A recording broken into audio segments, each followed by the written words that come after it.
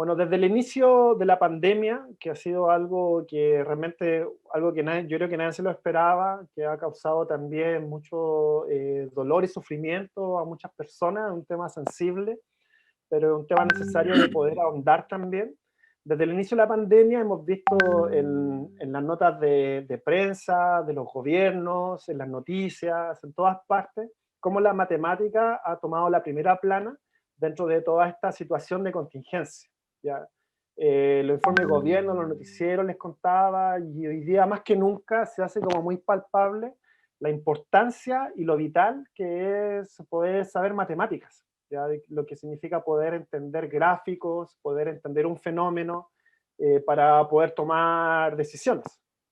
Y esto nos vincula un poco con este tema de, que es la alfabetización, porque básicamente la pregunta es, o sea, ¿qué significa saber matemáticas? Esa pregunta, ¿qué significa saber matemáticas? Es una pregunta que tenemos que replantearla ahora en el siglo XXI, ya una era de la información, una era muy distinta a toda la historia de la humanidad pasada, ¿ya? Una época donde podemos ver en la prensa que los modelos matemáticos fallan, ya donde hay predicciones que no se cumplen, donde hay mucha incertidumbre, donde hay datos del gobierno que dicen una cosa pero termina siendo otra. En este contexto, ¿ya? ¿Qué significa realmente estar alfabetizado matemáticamente? ¿Ya? ¿Qué significa que las matemáticas no solamente sean un conocimiento abstracto, sino que realmente tengan un valor significativo para la vida cotidiana? Entonces, de eso vamos a conversar en este panel y vamos a comenzar escuchando al doctor Ricardo Cantoral. Y bueno, Ricardo, quería comenzar contigo, si nos puedes contar un poco, o sea, ¿qué retos tú consideras que la pandemia está planteando a la escuela el día de hoy? Muchas gracias, Lianji. Voy a compartirles algo básico. ¿Se están viendo ya las imágenes? Bien. El tema que nos convocabas a dialogar, este de la alfabetización matemática en el siglo XXI, en verdad tenía un aspecto innovador que era la idea de siglo XXI. Y para cosas curiosas, el cartel salió siglo XX, ¿no? Eh, pero cuando ya ponías la pregunta de qué aprendemos de la pandemia, pues se entendía que era ahora. El concepto mismo de alfabetización ha estado presente en muchos lugares y siempre se ha planteado como un problema del docente. Y yo creo que ha habido un error en el enfoque al creer que el docente resuelve todo, aún sin armas. Y yo creo que esto es un exceso. Hay que entender como sistema educativo que el profesor es en verdad parte de la solución. El ejemplo más claro lo tenemos ahora. Ante la situación tan caótica que vivimos, las y los profesores en el mundo entero están haciendo lo que pueden, como pueden, donde pueden. Y a veces los sistemas educativos no se mueven con la velocidad que debieran. El término básico de alfabetizar alude a enseñar a leer y escribir. Es su origen, y así está en la RAE. Y ya las tendencias más actuales hablan de la habilidad para usar e interpretar tu mundo a partir de la lectura y la escritura. Esta idea se llevó después, bueno, a la par, con la idea de alfabetización científica, ciudadana, computacional, digital, matemática. Y por alfabetización científica, en el fondo se entiende la capacidad de usar críticamente la información. Es decir, una actitud científica es la que confronta con la realidad, con un pensamiento autónomo, duda de lo que se afirma, tiene que negarlo. Por ejemplo, una visión científica sería, bueno, un modelo matemático es un error creer que va a ser exacto, porque eso solo funciona en situaciones ideales. Todo modelo es solo una aproximación de, y bajo ciertas condiciones. Entonces, en lugar de que los gobiernos estén contando el número de funciones y de infectados, pues tendríamos que estar aprovechando las condiciones para que las y los niños, desde muy temprana edad, desarrollen un pensamiento científico, sí, que interprete esa realidad que están viviendo. Y en ese sentido, la alfabetización matemática se parece un poco a la anterior, y le llaman mathematical literacy. Esta idea de la capacidad de analizar, de modelar, de argumentar y de comunicar eficazmente, formular en contextos y situaciones diversas. Bien, si se fijan, en este apoyo hay 3 columnas. En todos aparece en lengua, alfabetizar, en ciencia y en matemática. Y lo que es común es el uso crítico. Creo que eso es lo que va a sobrevivir en este momento. El uso crítico de la información. Y en ese sentido, la pregunta que tú nos planteas, en ese espacio que la Universidad de Valparaíso nos está dando, es la siguiente. Si exagero un poco, creo que este siglo XXI va a estar caracterizado por el caos, por la complejidad y por el cambio. Ahora, ¿qué es eso? Pues claro, requiere más detalle para analizarlo. Por ejemplo,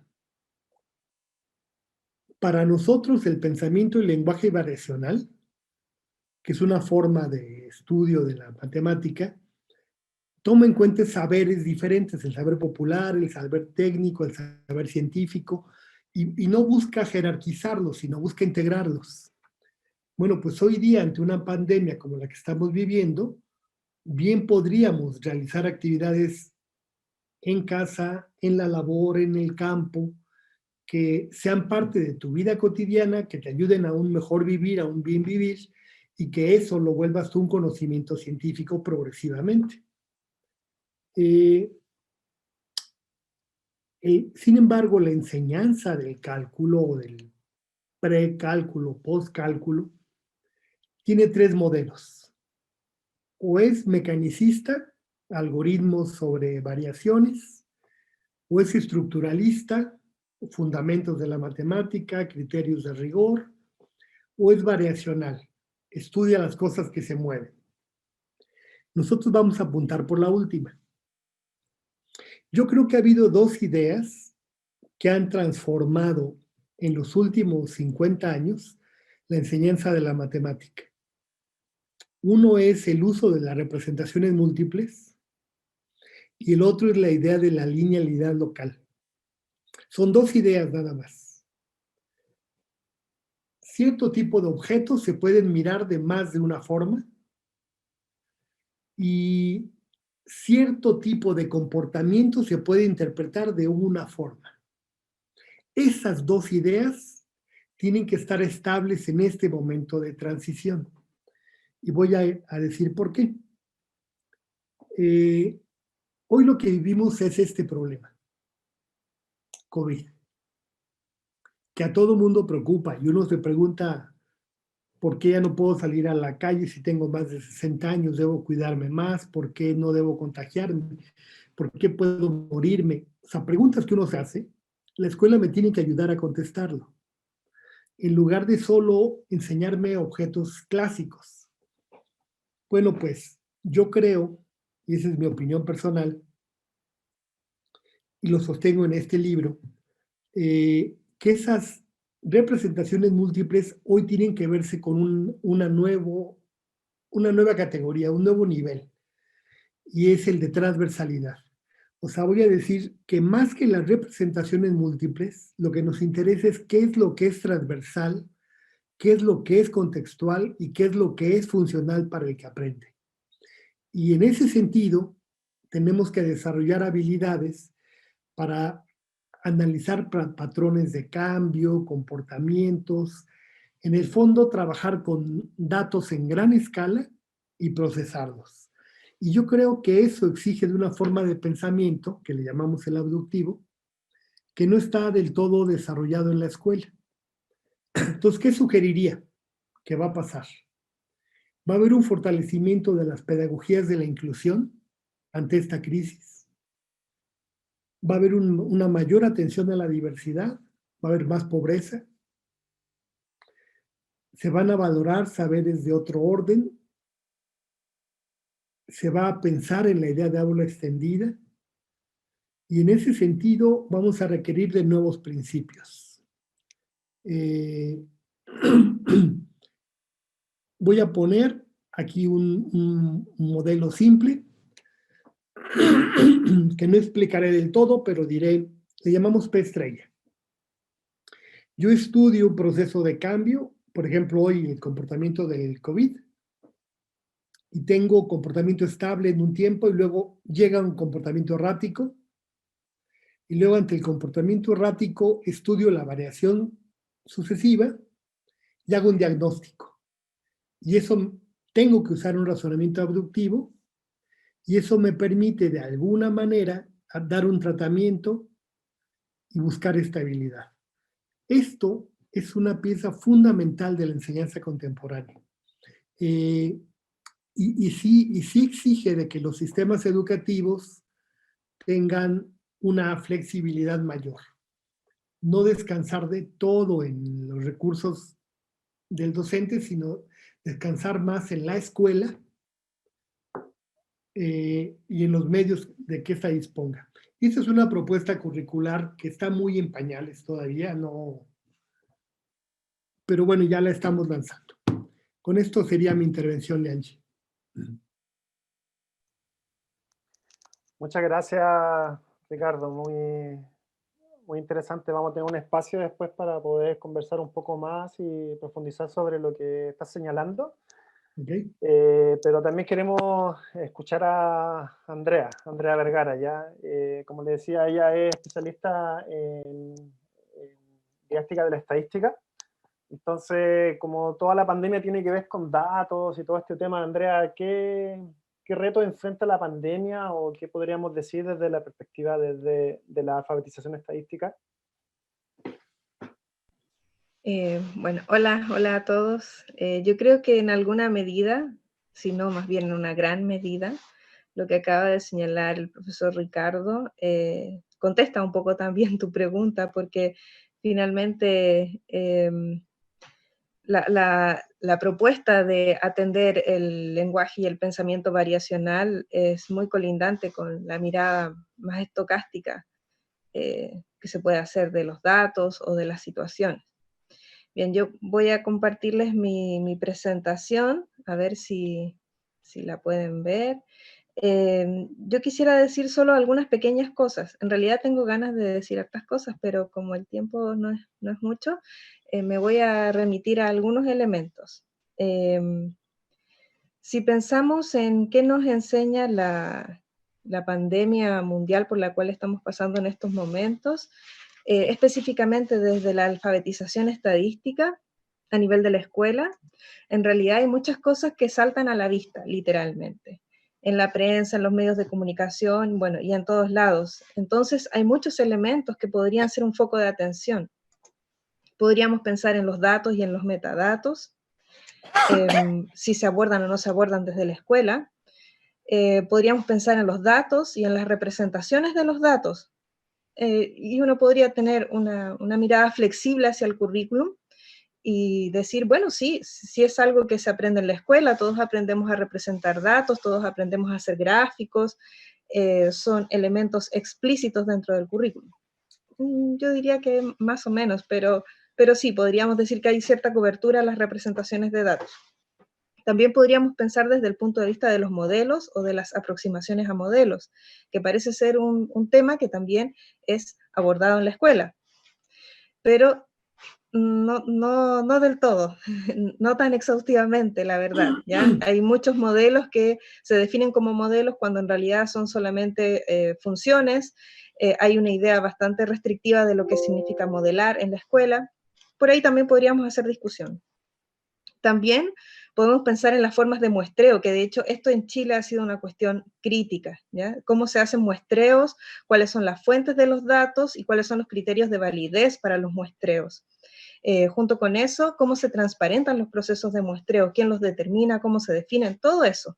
Muestreo es un tópico que comenzó a estar levemente presente en el currículum escolar, pero la verdad es que ahora con toda esta renovación curricular es algo que le corresponde revisar a algunos estudiantes. Es parte del plan diferenciado, la verdad.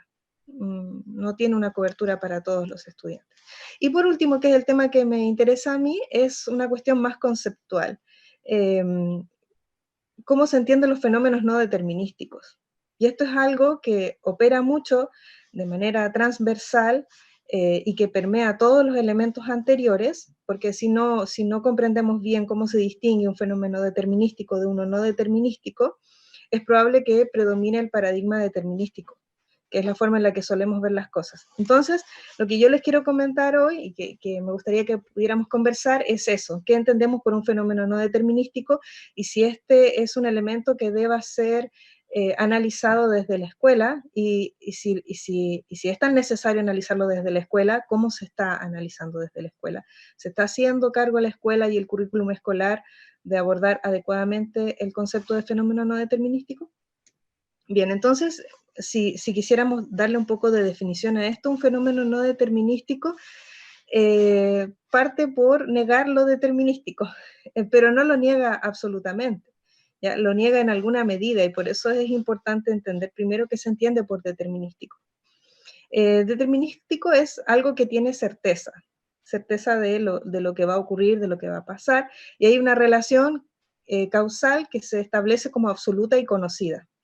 En la vida real no es absolutamente así, pero digamos que así lo entiende la gente, ¿ya? Así se entiende en el común de las personas. Entonces, no determinístico interpela eso, y lo que promueve o lo que establece es la incerteza, la incertidumbre, y eventualmente una relación que es causal, pero es multicausal en realidad, y que no es del todo rastreable. O sea, si es que existiera una causa o varias causas, no las podemos identificar del todo, o estas se están afectando de maneras más bien dinámicas, ¿ya? Esta idea de lo no determinístico es una idea muy interesante, que de hecho es omnipresente en nuestro cotidiano, y yo creo que es lo que debería entenderse bien, porque así uno minimizaría la sensación de miedo que tenemos frente a esta pandemia, que parece ser algo muy extraño, muy inusual, pero en realidad es algo que está, digamos que, maximizado, pero que en general nos ocurre en menor escala, constantemente, en el cotidiano. Entonces, frente a esto, las preguntas que surgen es, ¿qué es incertidumbre? ¿Qué es incerteza? ¿Es incertidumbre la ausencia de causa? ¿Y cómo se relaciona la incertidumbre con la probabilidad?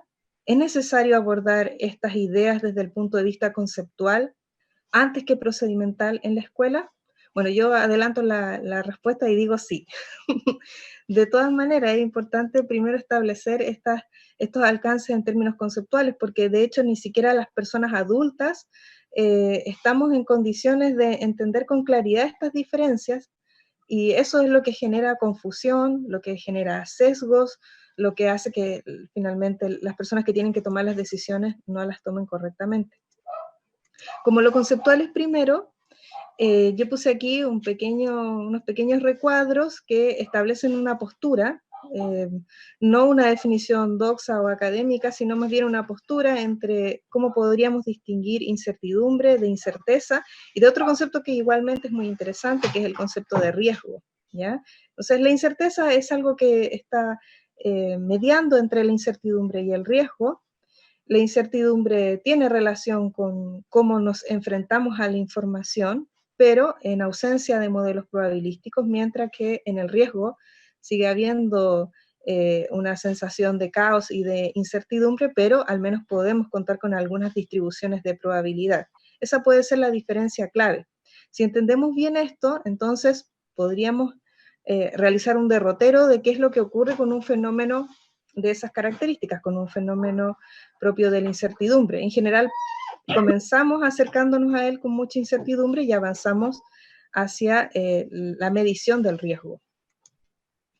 Entonces, una misma situación puede ser percibida inicialmente como una situación de incertidumbre y luego como una situación de riesgo, que es lo que ya nos está ocurriendo a nosotros ahora.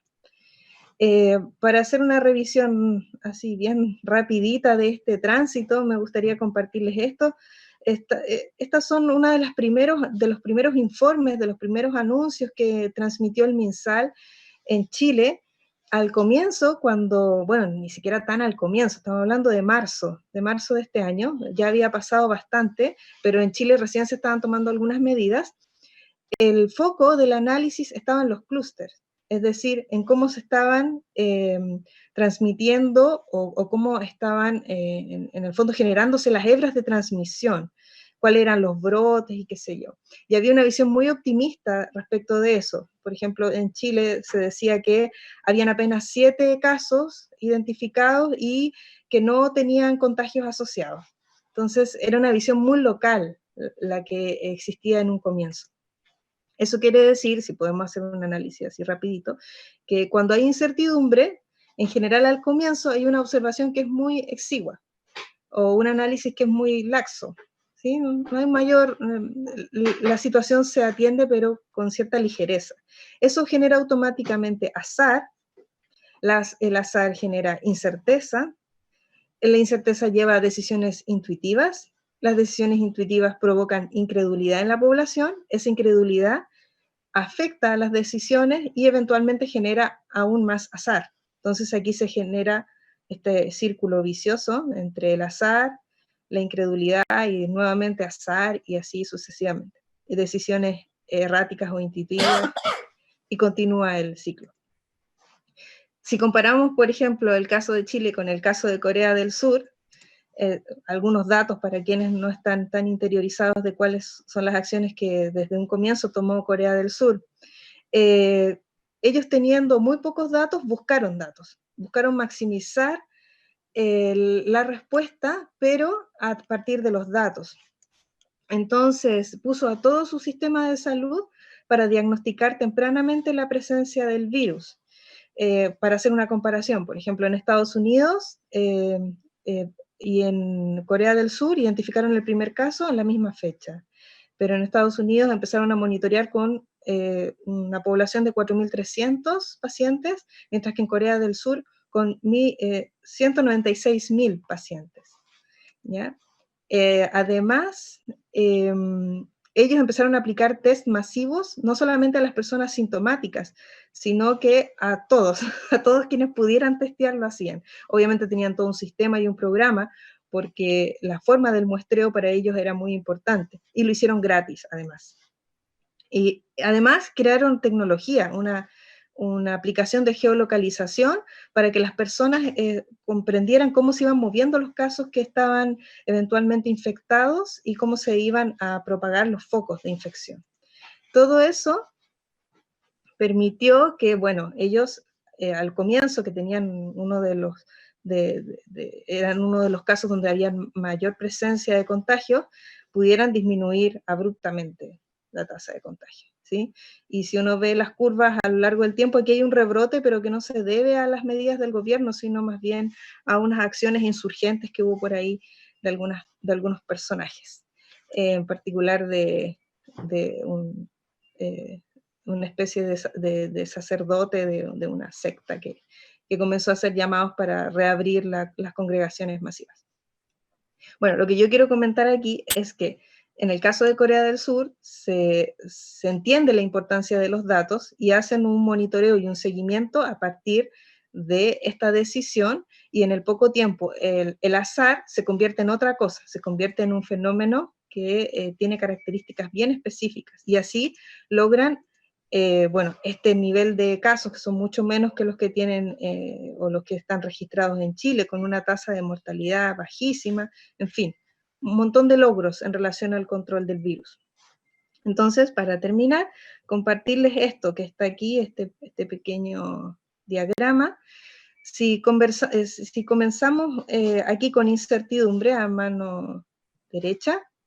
Si comenzamos con incertidumbre, pero a esa incertidumbre le damos una observancia sistemática, entonces el fenómeno poco a poco se convierte en un fenómeno de aleatoriedad. La aleatoriedad nos permite datos, nos permite medir datos, de a poco se pueden ir generando modelos, no necesariamente modelos analíticos, sino modelos estadísticos, modelos probabilísticos. Esos modelos permiten un margen de medición y de predicción, a su vez contribuyen a mejorar la toma de decisiones, y esa mejor toma de decisiones reduce la incertidumbre. Entonces siempre va a haber incertidumbre, pero cada vez va a ir siendo un poquito menos, un poquito menos. Eso quería comentar. Muchas gracias, Andrea. Faltan muchas preguntas, ¿no? Dejar de compartir. Sabemos que la educación matemática no tiene que ver solamente con algo que pasa en la escuela, algo que pasa a nivel de sociedad, y es algo que ocupamos todos, incluyendo justamente en este caso, ¿no? Las autoridades sanitarias, todo esto. Entonces, muy interesante generar estas preguntas, lo que plantea hacia esa dirección. ¿Ya? Pero antes de ahondar en ello, le vamos a dar la palabra a Sebastián, porque también es muy importante entender la sensibilidad educativa más desde el piso, ya desde lo que hemos vivido todas y todos que estamos involucrados en la educación. Bueno, y particularmente Sebastián, que representa la voz de todas las y los colegas de enseñanza media, ya que hay un montón de situaciones bastante complejas, que es importante también ponerlas sobre la mesa en una temática como esta. Así que, Sebastián, ¿qué desafía la pandemia, particularmente a los profesores de matemáticas? ¿Qué nos puedes comentar al respecto? Hola, buenas tardes a todos, a todas. Bueno, muchas gracias por la invitación, Bianchi. Gracias también por decir que soy como el vocero o representante de los profesores. Muchas gracias por eso. Bueno, voy a partir diciendo y tomando un poco las palabras de Andrea cuando decía que en la escuela tenemos como un poquito de mostrar modelos de tipos de contagio o la cantidad de contagios que podemos ver en el tiempo, que no son exactos, ver la probabilidad de contagio, ver todo ese tipo de situaciones. Pero dentro de la escuela ese tipo de situaciones o analizar ese tipo de situaciones es bastante complejo por la precariedad que tenemos tecnológicamente en los colegios, en el contexto chileno. ¿Sí? Si me dan permiso voy a compartir. Acá. Sí, entonces, un poco más, mi presentación va hacia pandemia versus profesores, ¿sí? Una mirada por profesores de matemáticas en aulas chilenas, que va como los profesores de colegio transmitimos nuestras clases virtualmente. ¿Cómo lo estamos haciendo? ¿De qué forma lo estamos haciendo? Y los estudiantes, ¿cómo lo están recibiendo? Si se recepciona de buena manera, si la cantidad de estudiantes que recepcionan nuestras clases es un porcentaje alto, es un porcentaje bajo, ¿a qué se debe que recepcionen nuestras clases? ¿A qué se debe que la pandemia nos mostró otra cara también de otro Chile? ¿Sí? Entonces, vamos a ir por como las dificultades que tenemos los profesores en la pandemia para entregar nuestras clases. Entonces, voy a partir con los desafíos iniciales cuando comenzó la pandemia, ¿sí? Cuando comenzó el confinamiento. Teníamos dificultades, la entrega material a los estudiantes, manera de implementar clases a distancia, manejo de tecnología en algunos casos, y un montón de peros que teníamos al momento de iniciar clases, entregar material en el momento de pandemia, o difundir. Todo decía ya por internet, por correo, por ciertas situaciones. Bueno, en el caso de los estudiantes, por ejemplo, tener el correo de todos los estudiantes en un contexto, llamémoslo vulnerable, es bastante complejo llegar a todos esos estudiantes. Incluso, bueno, me di la facultad de, en mi realidad, hacer un sondeo de quiénes son la cantidad de estudiantes que tiene internet de red fija en casa, quién tiene computador, quién tiene internet en su celular, y el 25%, cuando comenzó la pandemia, el 25% de los estudiantes tenía conexión a red fija en internet. Entonces ya se torna complejo realizar nuestras clases o llegar con nuestras clases a todos los estudiantes. Existe el teléfono, existen los datos, la transferencia de datos para poder hacer nuestras clases a distancia y todo, pero el manejo de la tecnología nos jugó otra pasada. ¿Sí? ¿Cómo podíamos entregar nuestras clases, nuestra información, que los estudiantes no se sientan aislados, por decirlo de alguna forma? Hacer ver esta otra cara, ¿sí? Mostrar cómo va avanzando la pandemia matemáticamente, cómo se podía ver la pandemia, ¿sí? Tratar de ver algunos modelos exponenciales que se ven en el colegio, ¿sí? Función exponencial, pero el manejo de la tecnología a veces nos juega en contra, ¿sí? Entonces, aquí nos lleva a unas herramientas que tenemos que manejar, ¿sí? Puse acá algunas, no puse todas, puse YouTube, ¿sí? Algunos hemos subido algunos videos explicativos a YouTube, me incluyo, ¿sí? Una forma de difundir un poco con nuestros estudiantes clases, nuestras enseñanzas.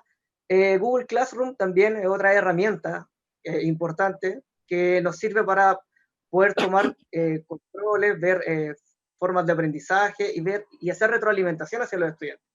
Bueno, GeoGebra también es un clásico, creo yo, y nos sirve para mostrar visualmente lo que es la matemática en realidad. ¿Sí? Que tratar de que la matemática no sea solo número y también mostrarle forma y todo. Khan Academy es otra aplicación también, ¿sí? Que es un poco más interactiva, igual que Quizzes y Kahoot. Quizzes es bastante interactiva en realidad, porque se pueden hacer pruebas, controles, quizzes o quizzes, para tratar con los estudiantes. Pero tenemos la herramienta, tenemos las ganas, tenemos la formación, pero tenemos algo que nos juega en contra dentro de contextos vulnerables o de la diferencia social de clases sociales que existe en Chile, ¿sí? Que es muy variada, y con este asunto de la pandemia, yo creo que las autoridades gubernamentales se dieron cuenta por fin o aceptaron de que existe esta brecha tan extrema entre uno y otro. Que por ejemplo, la desigualdad social en tiempos de pandemia, hay gente que tiene conexión, como hablaba, que era el 25% de mi establecimiento al comienzo, ahora ha ido bajando, ¿sí? Por todo lo que ha sucedido, gente que ha perdido su empleo, entonces hay menos dinero para poder pagar internet y ese tipo de cosas. El asunto del teléfono, la transferencia de datos, una clase por Zoom tiene alrededor de 2 gigas de datos, entonces es bastante complejo.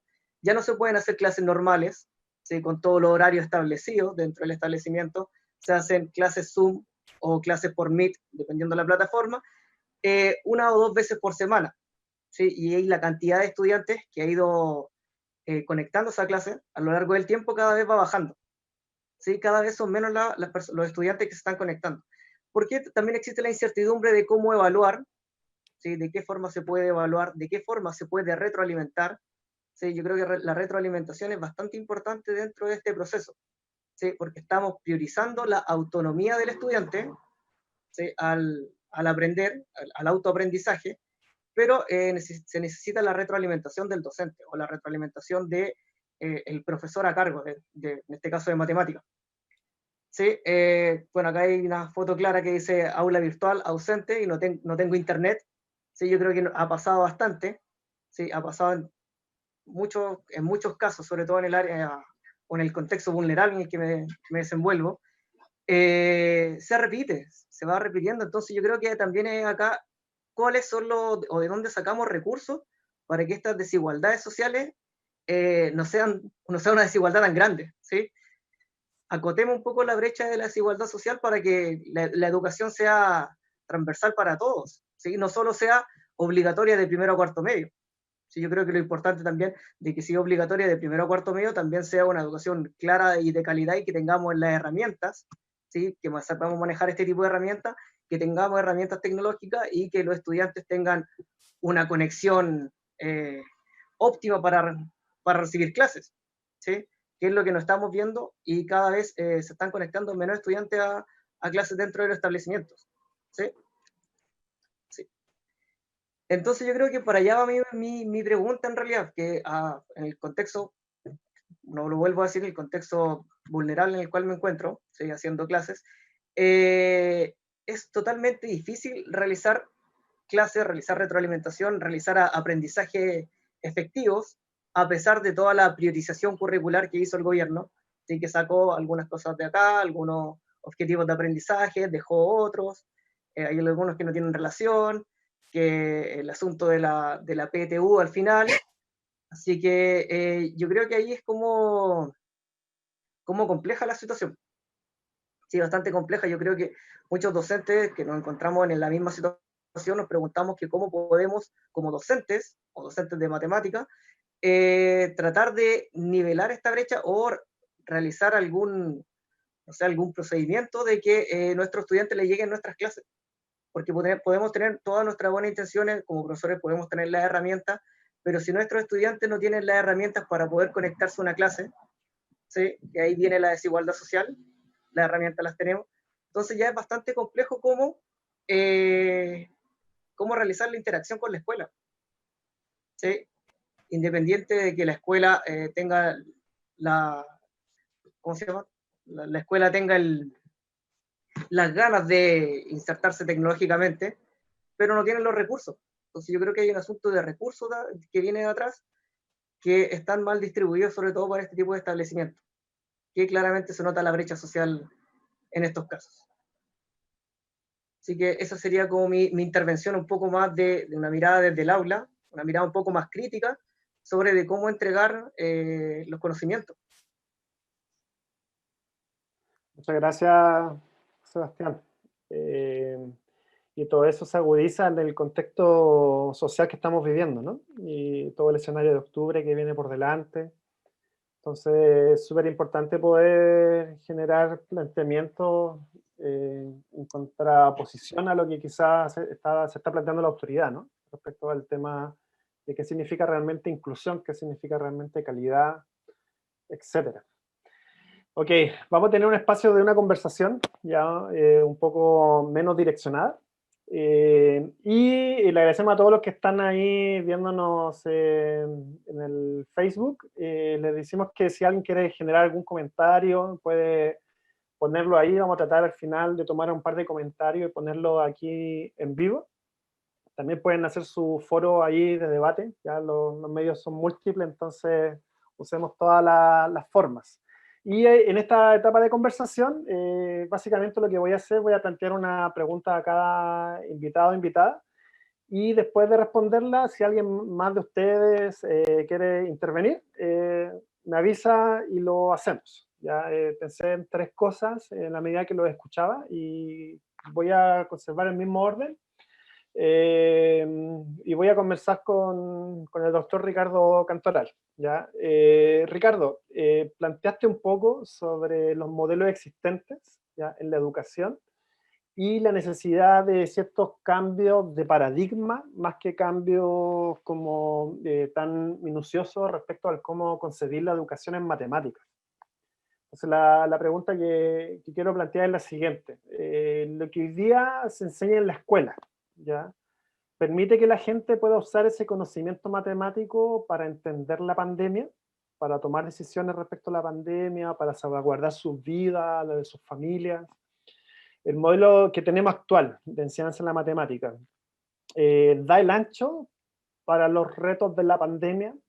Obviamente no es un cuestionamiento hacia nuestra labor como profesoras y profesores, ¿ya? Yo creo que nos sacamos el sombrero frente a todo el esfuerzo que estamos haciendo, sino tiene que ver con el sistema, ya con el sistema educativo. Está dando el ancho, lo que se enseña en la escuela permite usar el conocimiento para la pandemia.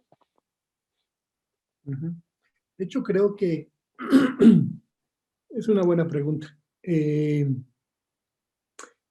Yo creo que somos parte de una comunidad mundial de profesores, investigadores, estudiantes, que han aceptado desarrollar un pensamiento matemático para analizar su entorno y su vida cotidiana. Y en ese modelo, lo que nosotros tenemos son ciertos elementos que me permiten analizar situaciones muy complejas. Pero la escuela, como las presenta hoy día, creo que no alcanza para cubrir la necesidad que estamos viviendo, porque lo voy a decir incluso en términos de Andrea, y que ella me corrija. ¿Cómo utilizar una definición determinista de un término no determinista? Es decir, ¿cómo podríamos? En matemáticas es muy usual clasificar las cosas de ese tipo, ¿no? O sea, o es de este conjunto o no lo es. Y decimos qué propiedades tienen los que son del conjunto, pero no los que no son. Y la escuela está muy llena de un paradigma determinístico. Aún la probabilidad que se enseña a los 12, 14 años de edad sigue siendo una probabilidad muy, digámoslo así, muy determinística. Ujú. O sea, técnicas de cálculo, dividir, pero no desarrollan esta idea que Andrea señaló del riesgo. Por ejemplo, yo vivo en la ladera de un río, de una montaña y un río. ¿Qué tan peligroso es que yo ponga ahí mi casa? Esa es una decisión que yo tengo que tomar. La pregunta es si la escuela me ayuda o si la escuela me va a decir que de una bola, digo, de una bolsa de papel saque 6 bolas blancas y 4 bolas rojas y que diga cuál es la probabilidad que me salga roja. Como que son preguntas diferentes.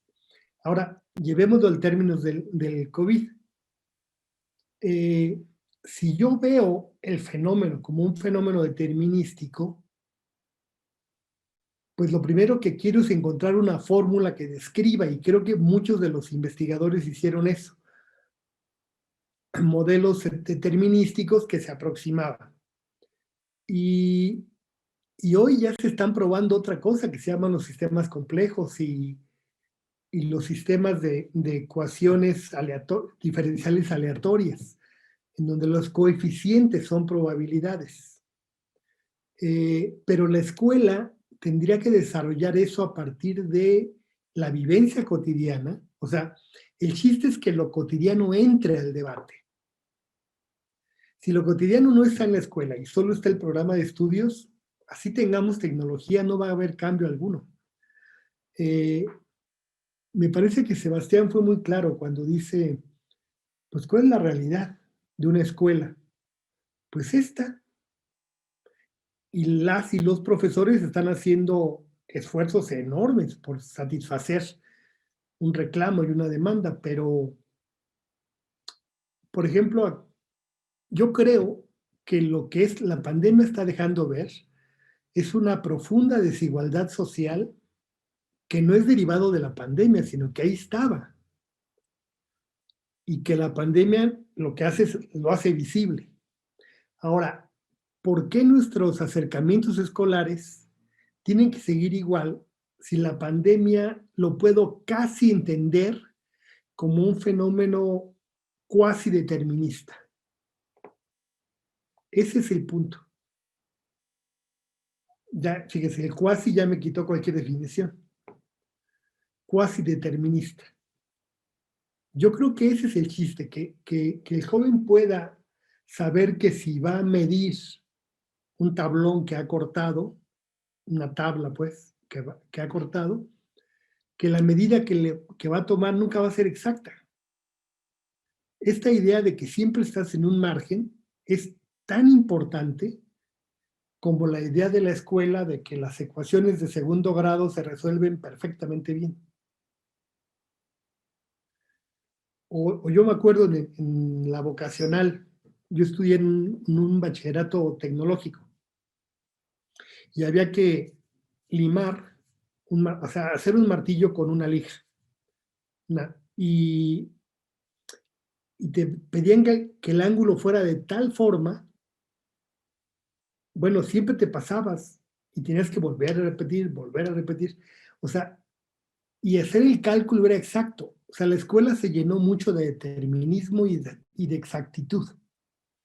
Y tenemos que irla llenando más de indeterminismo, en el sentido muy bien que ha planteado Andrea, y ante una realidad que Sebastián ha dejado ver. Y eso exige sí una reforma muy profunda. O sea, es repensar la educación. El manejo de datos a gran escala, creo que ese es el gran cambio, en mi opinión. O lo nuevo. No sé si Andrea, Sebastián quiere comentar algo al respecto del mismo tema. Sí, yo quiero decir algo. Una de las cosas que me resultan muy reales, muy auténticas en relación a lo que señala Sebastián, es que efectivamente, bueno, hay un problema tecnológico y hay un problema también de recursos que es complejo de subsanar, pero eh, tomando un poco las consideraciones que nos comparte el profesor Ricardo, yo creo que si la escuela se definiera desde un ángulo distinto al cual se está definiendo ahora, y si pudiéramos incluso prescindir un poco de la rigidez del currículum, entenderíamos que abordar ciertas situaciones primero no requieren de la segmentación de las asignaturas. En estos momentos la sobrecarga para los niños y las niñas, y lo sé de muy cerca porque mis hijos están todo el día en actividades virtuales, es que para cada asignatura tienen que realizar una actividad y las actividades siguen siendo las actividades clásicas de una educación del siglo XIX, las actividades repetitivas, mecanicistas, en todas las áreas, independientemente si hay o no hay mayor tecnología, o sea, si un niño completa una guía en papel y luego la escanea, o bien si un niño ve un video de YouTube y luego tiene que tomar apuntes, o si hace algunas otras cosas un poco más dinámicas, las temáticas que los convocan siguen siendo las temáticas de la escuela del siglo XIX. Siguen atendiendo los contenidos, los procedimientos y los conceptos que eran de una escuela que ya pasó. Es una escuela que no se está abriendo al mundo, que no les está permitiendo a los niños entender que una situación, un fenómeno puede abordarse desde una visión del saber amplia, eh, integrada, holística, multifacética, donde ya no hay diferencia entre no hay límites entre las asignaturas. En estos momentos, la situación de la pandemia o cualquier otra que sea emergente o contingente en la semana puede abordarse pensando en distintos saberes. Y podría abordarse desde planos más bien conceptuales y ser ampliamente nutritiva para los niños, y no necesariamente desde los planos procedimentales. Eh, por eso yo comencé diciendo que a lo mejor una buena base para empezar a la alfabetización en la escuela es hacerlo desde la comprensión, desde cómo yo leo los conceptos, desde lo conceptual. Esa discusión, que es una discusión que está ausente en la escuela, es la discusión que nos va a permitir ampliar y abrir más aristas e involucrar de manera más participativa a los niños y a las niñas. Que por el momento su participación parece estar reducida a ejecutar o realizar ciertas acciones que poco activan mi reflexión. O sea, sigo haciendo los mismos procedimientos que en el fondo estaría haciendo de estar sentado en mi pupitre en la sala de no sé, 3x3 o de 4x4, no sé de cuánto serán las salas. Pero es lo mismo que se estaba haciendo antes se sigue haciendo ahora. Entonces, yo creo que la pandemia nos interpela un poco también a eso, a criticar cómo estamos entendiendo las dinámicas el rol de la escuela y las dinámicas de enseñanza-aprendizaje.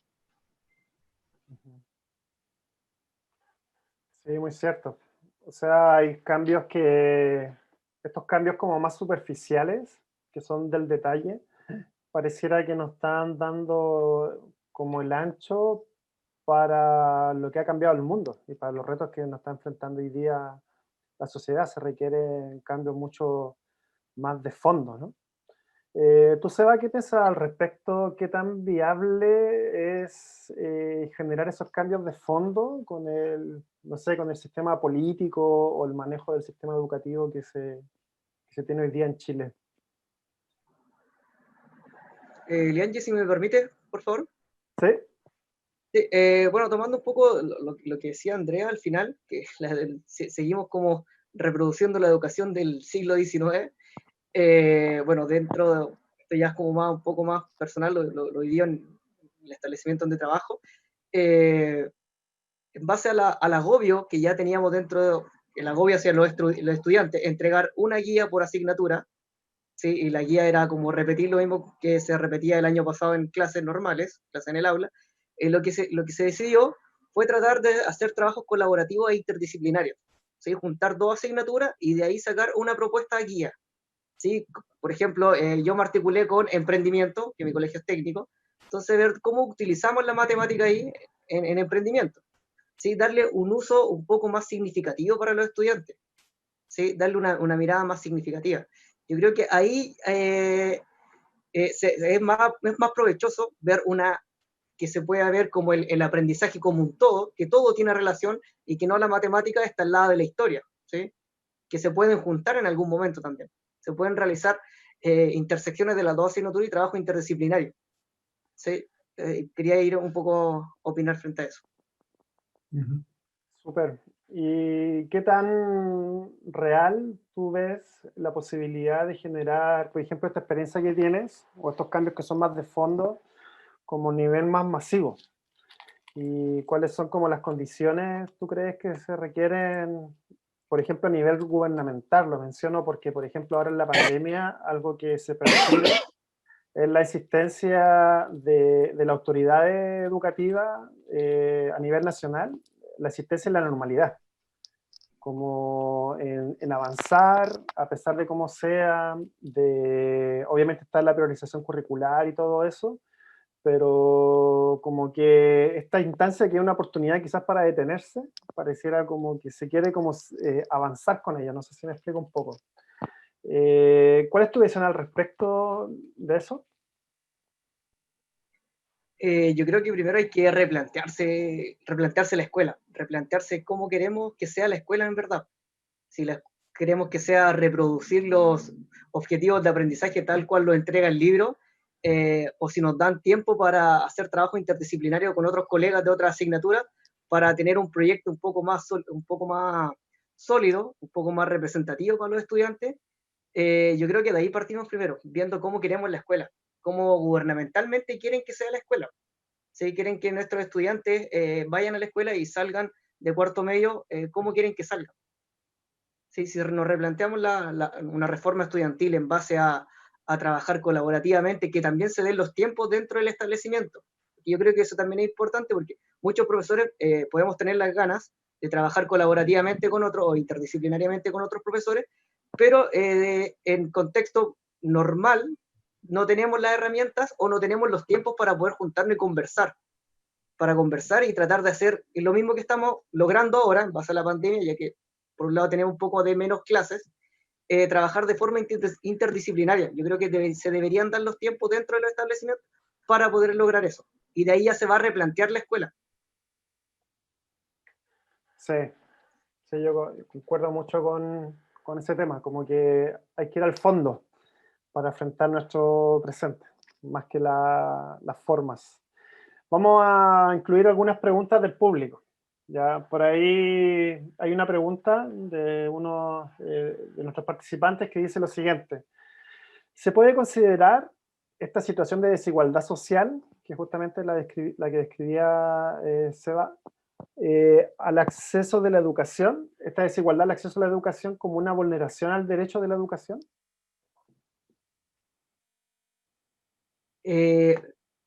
Yo creo, hablando personalmente, yo creo que podría llevarse a ese ámbito, ¿sí? Porque tenemos escolaridad obligatoria hasta cuarto medio, pero la escolaridad obligatoria está siendo así como termina cuarto medio de cualquier forma, como sea, y pasa los cursos como sea, entonces se está viendo de esa forma, se está viendo, o sea, yo estoy viendo como como se dice, como lo están imponiendo, sacar cuarto medio es un trámite, ¿sí? Porque no tenemos una escuela como muchos profesores la queremos, una escuela que sea como inclusiva también, trabajar corporativamente, que la escuela también sea una comunidad, que no solamente sea ir a estudiar, estar sentado en la silla, copiar la guía, que también se transforme en una comunidad, ¿sí? Entonces yo creo que de ahí parte, que los profesores seamos comunidad, trabajar interdisciplinariamente, escuchar las peticiones de nuestros estudiantes también, ver la problemática de nuestros estudiantes,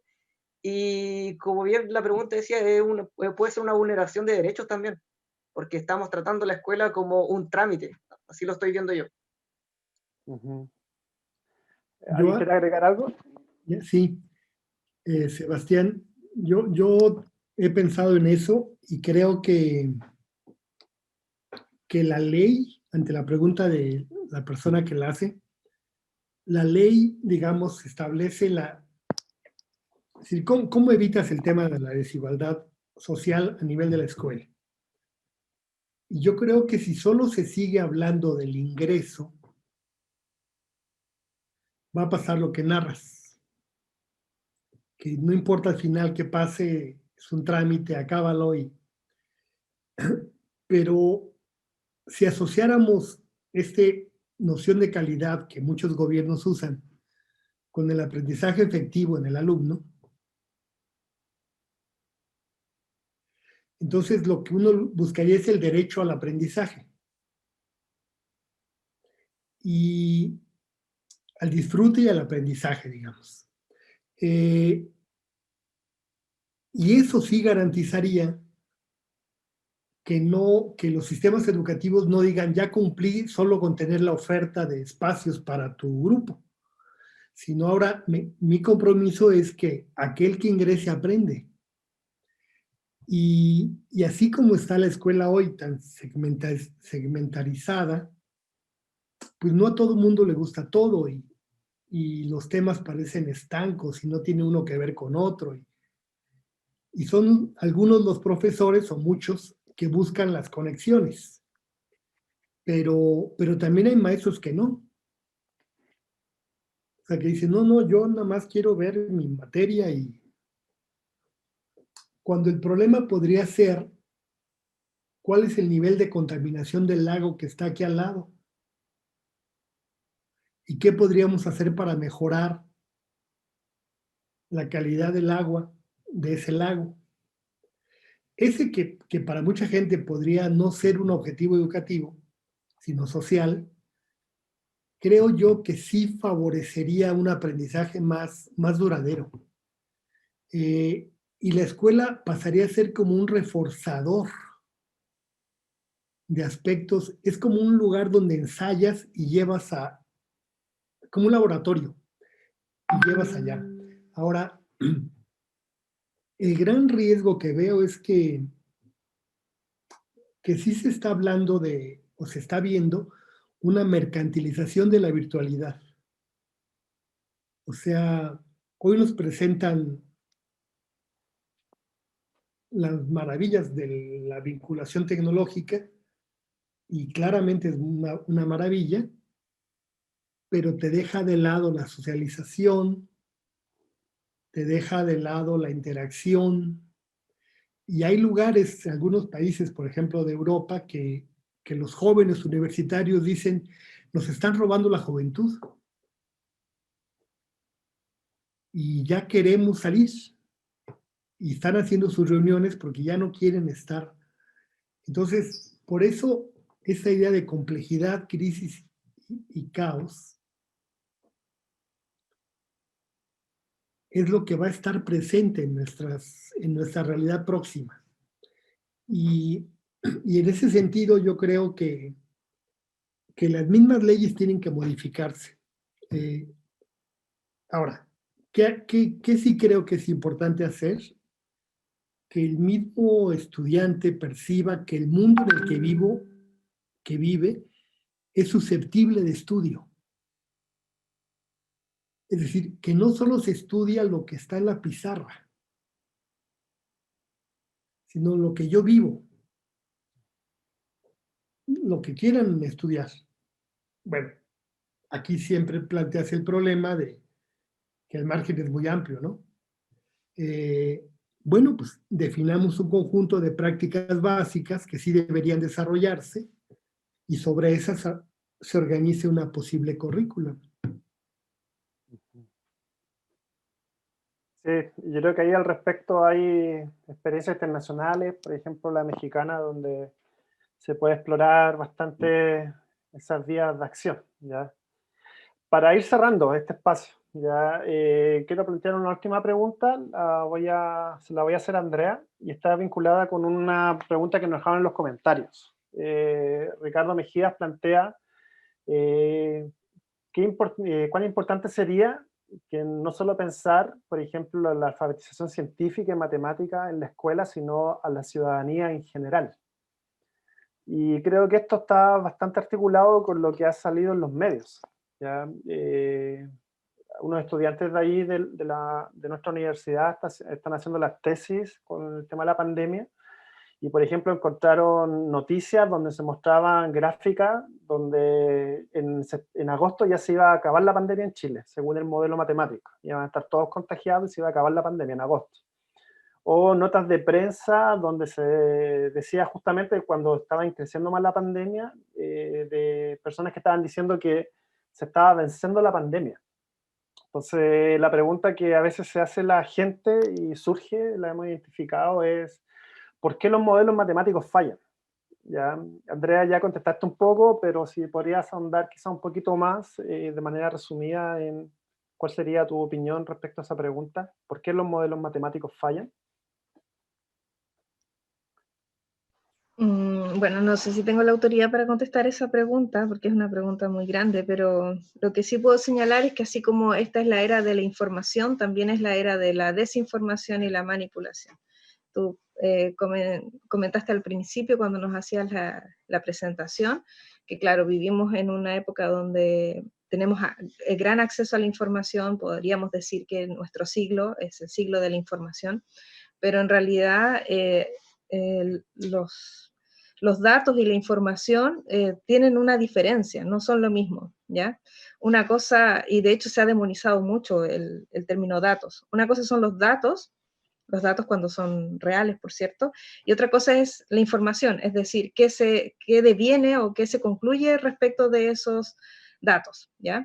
Y en Chile, y bueno, no sé en otros países, pero en Chile, pensando lo que tenemos más cercano en estos momentos, eh, el gobierno y los medios de comunicación y la prensa, tanto la prensa en línea como la prensa en papel, han manifestado y comunicado gran información, grandes cantidades de información, pero no siempre respaldada con los datos. Y si lo hacen a partir de datos, no tenemos ninguna manera de verificar o constatar la legitimidad de esos datos. Así que por eso es importante entender bien, desde el punto de vista estadístico, que hay ciertas herramientas que debería tener todo ciudadano para poder distinguir cuando me están engañando con la información y cuando yo puedo efectivamente darle una lectura continua a la procedencia de esos datos. Eso por una parte. Y en relación a los modelos matemáticos, yo creo que los modelos ahora, los modelos que estamos viendo y los modelos que realmente están desarrollando los científicos, no son estrictamente matemáticos. O sea, hay muchas disciplinas que están conglomeradas. Está la epidemiología, la medicina, la química, sobre todo las ciencias de la salud, ahora están aportando mucho con cómo ellos ven el fenómeno para generar modelos. Y por supuesto que está muy implicada también la estadística, así que los modelos ya dejaron de ser modelos matemáticos en un sentido restrictivo de la palabra, ¿ya? Que fallen o que no fallen, eso tiene mucho que ver precisamente con los datos.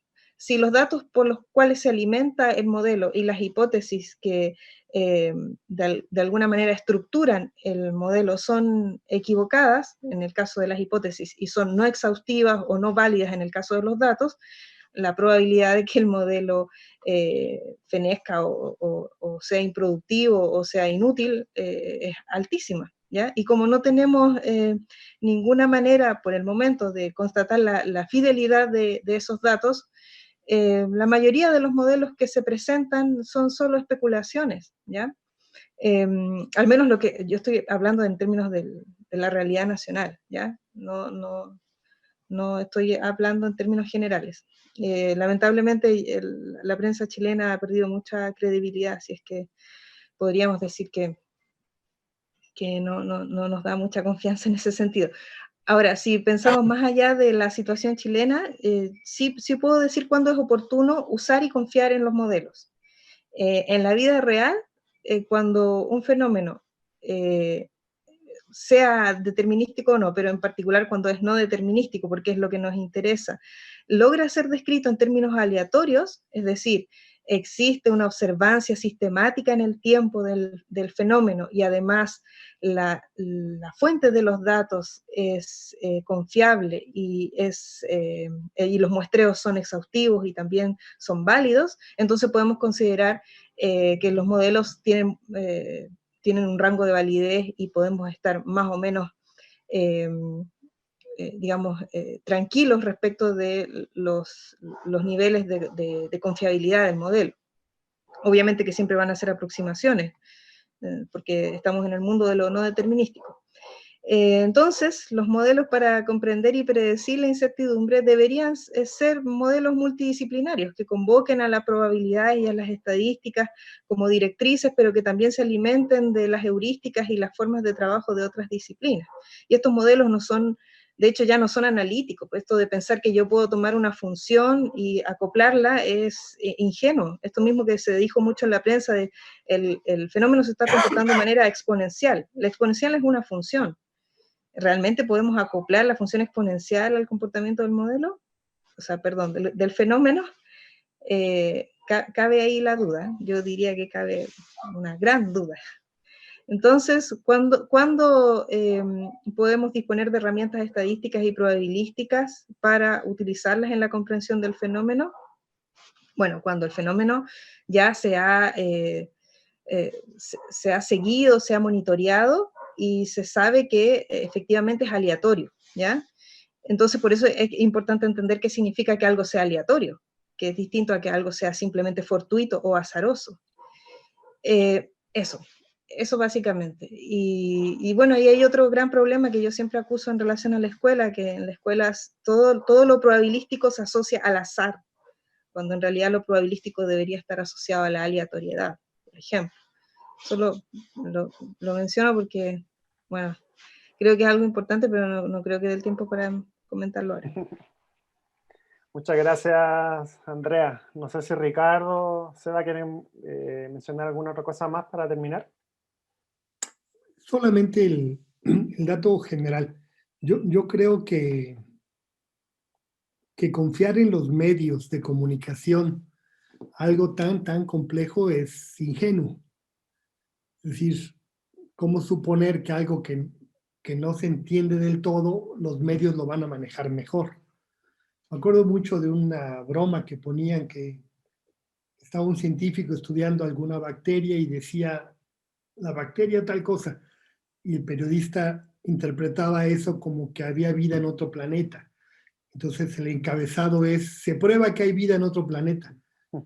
Y el otro decía, no, yo no dije eso, yo dije que... Entonces, hoy niega lo que dijo. O sea, los medios tienen un rol. O sea, descansar en ellos, la crítica es importante, pero también hay que entenderlos. Ahora, la pregunta es la escuela. Es decir, ¿cómo la escuela puede a nivel de ciudadanía lograr que uno procese esa información? O sea, por ejemplo, te dicen, tomamos datos y tomamos pruebas del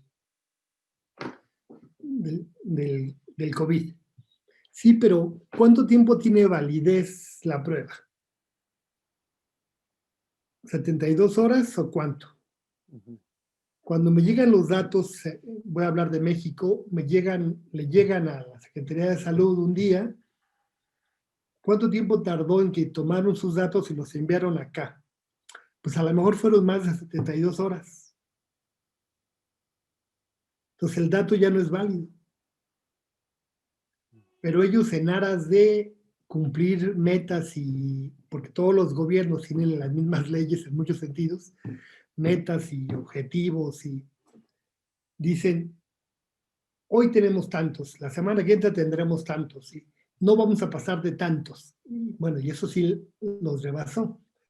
Es decir, la calidad del dato es importante, pero también la calidad del juicio que yo haga sobre el dato. Y es ahí donde yo creo que el profesorado juega un papel fundamental. Yo creería. Y la virtualidad, yo la veo como una ventaja peligrosa. Creo que es una ventaja porque nos permite esto, la comunicación, pero pero puede ser como el agua, que al cabo del tiempo se vende en botellas. Es una metáfora. Sí. Muchas gracias, Ricardo. No sé si Sebastián quiere complementar algo más para cerrar.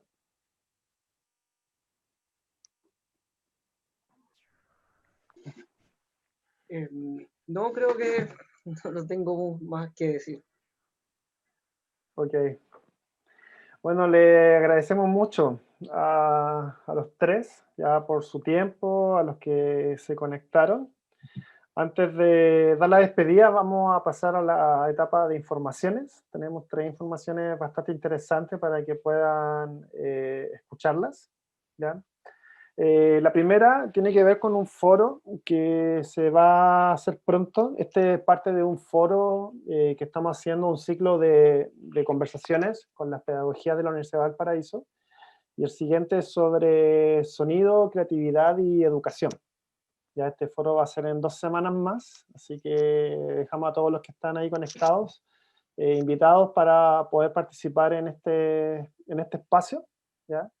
El siguiente es el siguiente conversatorio que también, nosotros dentro de matemáticas también tenemos un ciclo anual donde estamos conversando temas de contingencia social, del acontecer social. Bueno, se viene el 18 de octubre, se cumple un año del comienzo del estallido social en Chile y vamos a tener un panel para poder hablar sobre el estallido social desde la mirada de la educación matemática, ¿ya? Y por último, informarles que en nuestras redes sociales tenemos ahí que nos sigan en nuestro Instagram y nuestro Facebook. Ya estamos haciendo publicaciones diarias con problemas matemáticos, información matemática, cosas como bastante dinámicas y lúdicas, videos, problemas, acertijos, que esperamos que sea también un insumo para todas las de los profesores, que lo puedan compartir con sus estudiantes. Así que les invitamos también que puedan seguirnos ahí en nuestras redes sociales. Bueno, cierro agradeciendo nuevamente a Ricardo, Andrea, Sebastián, muchas gracias por su tiempo. Ya estamos en tiempos donde el tiempo realmente es oro. Así que le agradecemos muchísimo y a todos los que se conectaron también, gracias por el tiempo, gracias por estar conectados. Esperamos que toda esta conversación sea un insumo ya, y que nos animemos mutuamente a superar estos tiempos oscuros y a poder seguir trabajando por el pro de nuestros estudiantes. ¿Okay? Si quieren seguir conversando, podemos dialogar en el chat. Hay otras preguntas que no logramos contestar en vivo, pero ahora vamos ahí a conversar y seguimos la conversación virtual. Muchas gracias. Gracias a todos.